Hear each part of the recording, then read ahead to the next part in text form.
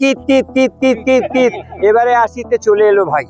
উনি যদি কোনো কারণে যে দলটা করেন, যে উনাকে যদি প্রার্থী করে, উনাকে ওই প্রার্থী পদটাতে উনাকে পরাজিত করে এটাকে ক্লিন সেভ করবো, চিন্তা করা কোনো কারণ নেই। ওনার ওই চকলেট বয়কে হারিয়ে দিয়ে আগামী দিনে কল্যাণ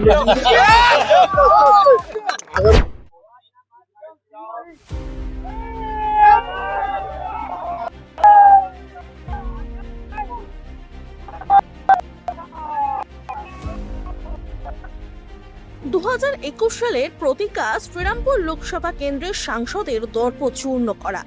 সে প্রতিজ্ঞা ছিল দাড়ি না কাটার, যতদিন না পর্যন্ত কল্যাণ বন্দ্যোপাধ্যায়কে হারাতে পারছেন।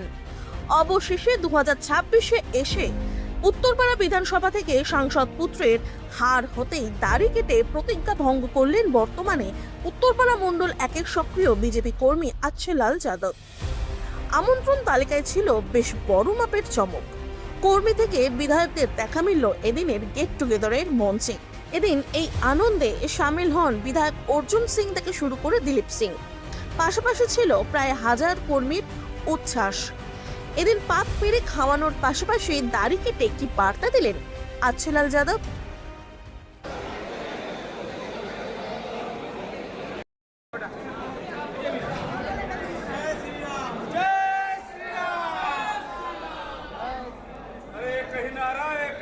আমার বয়সে আমার মেয়ের মতন আছে, কিন্তু আমি ওকে বোনের মতন ভালোবাসি। আমার কানাইপুরের একটা গর্বের মেয়ে, হুগলি জেলার গর্বের মেয়ে।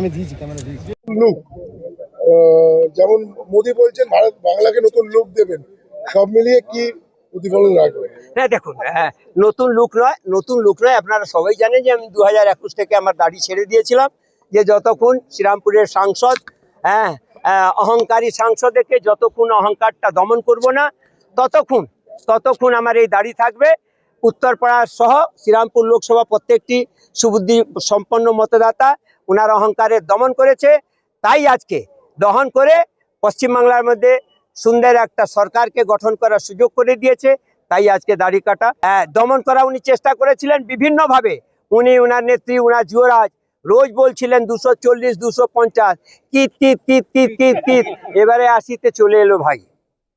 লোকসভাতে ওই ড্রামা করলে হবে না। লোকসভা স্পিকার, দেশের প্রধানমন্ত্রী, দেশের রাষ্ট্রপতি, দেশের উপপ্রধানমন্ত্রী, দেশের স্বরাষ্ট্রমন্ত্রী, দেশের উপরাষ্ট্রপতি, সবাইকে সম্মান দিতে হয়। উনি কাউকে সম্মান দেননি। ইভেন এই রাজ্যের প্রাক্তন মুখ্যমন্ত্রী মমতা ব্যানার্জিকেও কখনো সম্মান দেয়নি। উনি তো ভাড়ার কারণ হিসেবে প্রত্যেকবার আইপ্যাককে দায়ী করতেন। ওর আইপ্যাককে দায়ী করেন কেন? আইপ্যাক মালটা দেয় না। আইপ্যাক মালটা দিলে ওটা দায়ী করতেন না। আইপ্যাক যেটা দিয়েছিল সে মালগুলো আসতে পারে নিশ্চিত দিয়েছিল, তাই ভুলভাল ক্যান্ডিডেট হয়েছিল। আমার লড়াই একটা লোকের সঙ্গে ছিল, ওনার নিশ্চিতভাবে দমন হয়েছে। আমি অত্যন্ত খুশি, গর্বিত। আমি আজ থেকে রাজনীতি করি বা না করি, নিশ্চিতভাবে উনার কিন্তু রাজনৈতিক ভবিষ্যৎ অন্ধকারের মধ্যে, প্রশ্নবাচকের মধ্যে দিয়ে দিচ্ছি। আইনজীবী হিসাবে যিনি কাজ করতেন, কাল থেকে দেখবেন যে বাড়ি বাড়ি দরজা গিয়ে ওনাকে কেস চাইতে হবে, ওনাকে কেউ কেসও দেবে না। দেখা গেল অর্ধেক গাড়ি কেটে আবার নেই, এখনই পরবর্তী এটা ফ্রান্স কেট রেখেছি, 2029 অব্দি রাখবো। উনি যদি কোনো কারণে যে দলটা করেন, যে উনাকে যদি প্রার্থী করে, উনাকে ওই প্রার্থী পদটাতে উনাকে পরাজিত করে এটাকে ক্লিন সেভ করবো, চিন্তা করা কোনো কারণ নেই। ফেসবুক খুললেই, সমাজ মাধ্যম খুলেই দেখা যাচ্ছে বিজেপির বিরুদ্ধে অনেক অভিযোগ এবং বিভিন্ন। উনি শুধু বিজেপি যাওয়ার জন্য এইসব কথাগুলো বলছেন। উনি অনেক আগে যোগীজির সঙ্গে ছবি ভাইরাল করেছিলেন যে উনি বিজেপিতে যাচ্ছেন। উনি আমাকে বলছিলেন যে বিজেপির সঙ্গে অনেকদিন যোগ আছে। আমি দায়িত্ব নিয়ে বলছি যে আমার 21 সাল থেকে যোগ ছিল। আমি 21 সালেই চেয়েছিলাম শিফট করতে, কিন্তু উনার এক চেলা ছিল যাকে কায়দা করে বিজেপিতে পাঠিয়ে এখানে প্রার্থী পদ পেয়েছিলেন, আর ওকে জেতানোর চেষ্টা করেছিলেন। আমি ওকে 35,000 ভোটে ঠুকে দিয়ে ওসমে পিটিয়ে দিয়েছিলাম। আর আজকের দিনে নিশ্চিতভাবে ওনার ওই চকলেট বয়কে হারিয়ে দিয়ে আগামী দিনে কল্যাণ যদি বিজেপিতে যায়, তখন আপনি কি? আপনি দেখুন, আমার তো রাজনীতি পেশা নয়, আমি উনি যেখানে থাকবেন, আমি বিজেপিতে থাকি, যদি বিজেপিতে উনি থাকেন, নীতিগত কথাতে নিশ্চিতভাবে তার বিরোধিতা করব। কারণ উনি কোনোদিন নীতি নিয়ম সঙ্গে চলেন না। ওনার কাজই আছে উদ্দণ্ডতা, অসভ্যতামি, অভদ্রতামি, এটাই ওনার হচ্ছে প্যাটার্নাল প্রপার্টি। মুখ্যমন্ত্রীর স্ট্যাটাস এখনো চেঞ্জ হলো না, প্রাক্তনটাকে নিয়ে এখনো কিন্তু লিখলেন না।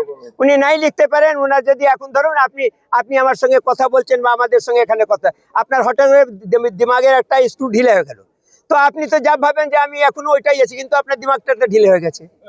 তা ঢিলে হয়ে গেলে আপনি লিখলেন না লিখলেন তাতে কি আসে যায়। मासूम बह गए हम वफा करके भी तन्हा रह गए दिल के अरमासूम बह गए। উনি ছেলে চকলেট বয়কে চেয়েছিলেন বিধায়ক করতে, ওইটা মনের মধ্যেই থেকে গেল।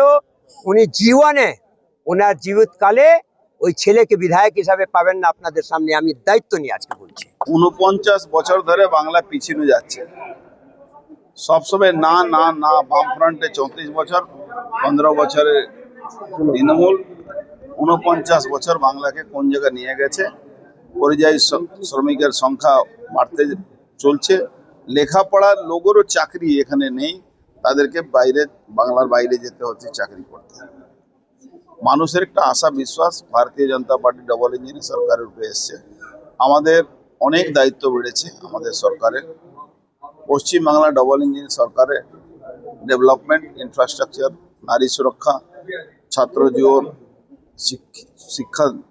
শিক্ষা দেওয়ার জন্য সমস্ত রকম ব্যবস্থা, ইন্ডাস্ট্রিকে রিভাইভ করা, এই সমস্ত ব্যাপারটা আমাদের কাজ করতে হবে। আপনার এলাকায় যে সমস্ত মিলগুলো বন্ধ হয়ে গেছে দিনের পর দিন, আপনারা অভিযোগ করতেন বিরোধী থাকাকালীন, আর সরকারে এসে তাদের প্রতি কি আশ্বাস রাখবেন? নিশ্চিতভাবে তাকে আমরা চালাবো। नतून आरो इंडस्ट्री आसपे, पुरानों को আমরা চালাবো। बंगाल के कल्चर को हम लोगों ने चेंज किया। बंगाल में जहां हिंसा, पोस्टपोल वायलेंस का कल्चर था, आज हम लोग तृणमूल के ऑफिस को भी हम लोग सुरक्षित लौटा रहे हैं। हालांकि वो तृणमूल का ऑफिस नहीं था, बीजेपी का ऑफिस था या सीपीएम का ऑफिस था, उनको भी हम लोग लौटा रहे हैं कि इस तरह के कोई भी वायलेंस नहीं होनी चाहिए, किसी के ऊपर भी वायलेंस नहीं होना चाहिए। अगर कोई करता है पार्टी की गाइडलाइन के बाहर जाता है तो उसको गिरफ्तार भी कराया जाए। 26 ওগুলো কি এখন চলবে? সব প্রকল্পগুলো চলবে, নতুন প্রকল্পগুলো আরো আসবে। কল্যাণ বন্দ্যোপাধ্যায়ের এলাকায় এসে উনি বলেছেন সভাপতিতে যে ওদের যে টিম ছিল সেটাকে বিজেপি আটকে রেখেছিল 15 দিন ধরে, সেই কারণেই হেরেছে। মাতালের কথা ছাড়ো। জনগণের রায়, আর জনগণ পরিবর্তন চেয়েছেন বলে পরিবর্তন হয়েছে। এই লড়াইটাই তো জনগণের সাথে ছিল, এই লড়াইটা তো তৃণমূল বিজেপি লড়াই ছিল না। পশ্চিমবঙ্গের মানুষ পরিবর্তন চেয়েছিলেন, মোদিজি প্ল্যাটফর্ম তৈরি করেছেন, মানুষ পরিবর্তন এনেছেন। আর পরিবর্তন এরকম হবে, এই পরিবর্তন ঝড়ে তৃণমূল একেবারে সাফ হয়ে যাবে, সেটা কেউ ভাবতে পারেনি, তৃণমূল তো ভাবতেই পারেনি। কিন্তু 260খানা আসন দিয়ে জনগণ বুঝিয়ে দিলেন কি জনগণ যাকে চাইবেন সেই থাকবে, যাকে চাইবেন না সে কিন্তু উড়ে যাবে। এটা মমতা ব্যানার্জি আগে ভাবতে পারেননি বলে যা খুশি তাই করছিলেন।